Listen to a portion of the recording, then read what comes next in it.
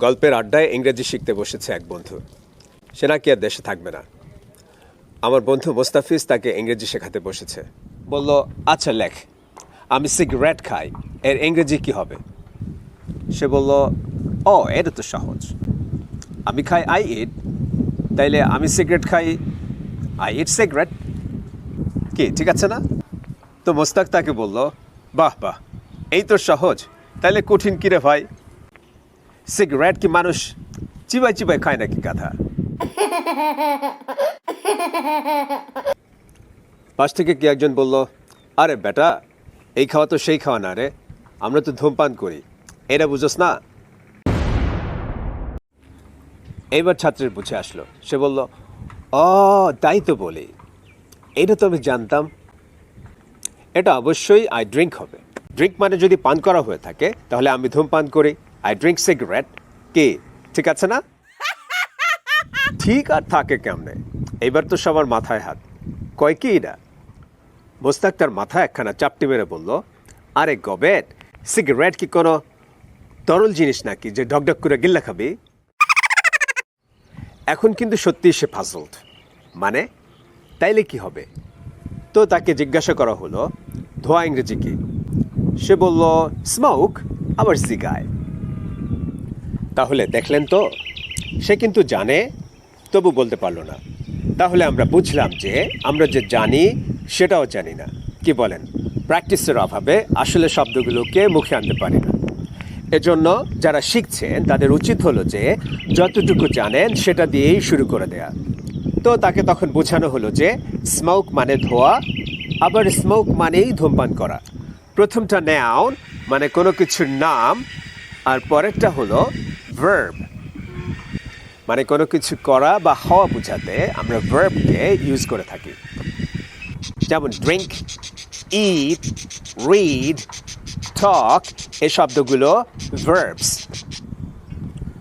তো ফাইনালি আমি সিগারেট খাই, এর ইংরেজি যে আই স্মোক সিগারেটস হবে, এটা সে বলতে পারলো। কিন্তু এই গল্পটা আরেকদিন আরেক আড্ডা উঠে আসলে একজন প্রশ্ন করলো, আচ্ছা তাহলে তো চা খাওয়া ইংরেজি আমরা জানি টেক টি, তাই না? কিন্তু এটা তো ড্রিঙ্ক টিও হতে পারে। আমি বললাম, এটা তো ড্রিঙ্ক টি হবে। টিকে যখন তুমি রেমেডি বা মেডিসিন হিসেবে খাবে তখনই শুধুমাত্র টেক টি, কারণ ওষুধ খাওয়া ইংরেজি টেক মেডিসিন। সবাই একসাথে বলে উঠল, এরকম কথা তো আমরা আগে শুনিনি কখনো। স্কুল কলেজের বইতে সারা জীবন পড়ে আসলাম টেক টি টেক টি, স্যারেরা কয় টেক টি, ডিকশনারিতে আছে টেক টি, আর তুই কস কিনা ড্রিঙ্ক টইব। আমি বললাম, হ্যাঁ তাই তো হবে। টেক টি দিয়ে নেটিভ স্পিকাররাই যদি চা খাওয়া না বোঝায় তাহলে আমরা কেন বলতে যাব?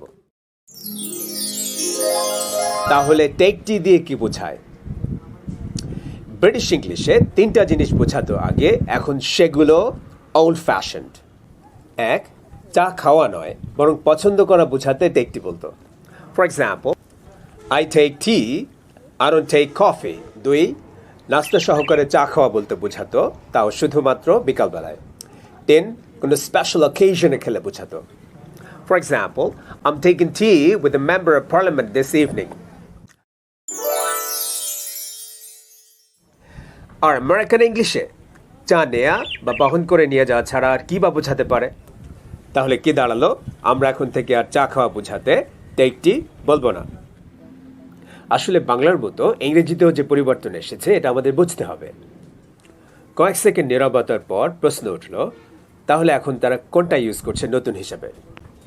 উত্তর হলো, ড্রিঙ্ক টিকে এখনও মানুষ ব্যবহার করে, যেটা এখন চলছে সেটাকেই নতুন হিসাবে শিখতে হবে। তবে পানীয় খাবার ক্ষেত্রে ড্রিঙ্কের পাশাপাশি আমরা হ্যাভকেও ব্যবহার করে থাকি। যেমন, I drink tea after breakfast. You can also say I have tea after breakfast, অর্থাৎ আমি সকালের নাস্তার পর চা খাই। আরও কয়েকটি সেন্টেন্স দেখে নেওয়া যাক। Do you have tea? তুমি কি চা খাও? I am having a cup of tea. আমি এক কাপ চা খাচ্ছি। Are you having tea? তুমি কি চা খাচ্ছ? I'm not having tea, I'm drinking coffee. আমি চা খাচ্ছি না, আমি কফি খাচ্ছি। I had a cup of coffee an hour ago. 1 ঘন্টা আগে আমি এক কাপ কফি খেয়েছিলাম। Did you have tea in the morning? তুমি কি সকালে চা খেয়েছিলা? আজকে এ পর্যন্ত। ভিডিওর ব্যাপারে আপনার কোনো পরামর্শ থাকলে কমেন্ট বক্সে জানাতে অনুরোধ করা হলো। সবাই ভালো থাকবেন। আসসালামু আলাইকুম।